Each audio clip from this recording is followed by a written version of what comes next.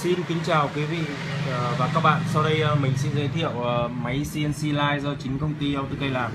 Ở đây là phần làm mạch in, mạch PCB. Mạch in của mình đang là mạch Arduino Mega 2560. Các bạn thấy đây là phía sau lưng của mạch Arduino Mega 2560 và đây là phần mềm mình đang làm, mình đang phay. Các bạn thấy trục XYZ đang thay đổi và máy đang chạy.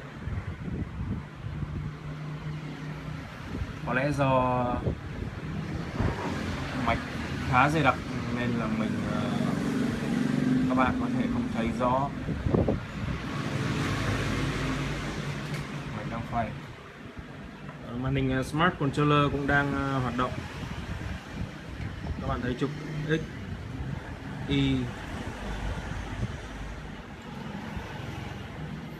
Z đang thay đổi.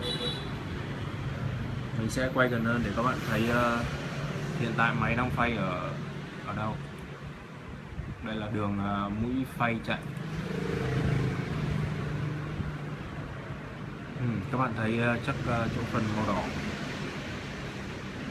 Do video clip khá dài, thời lượng còn 21 phút nữa nên là mình xin phép tạm dừng video clip tại đây. Hẹn các bạn ở video clip tiếp theo.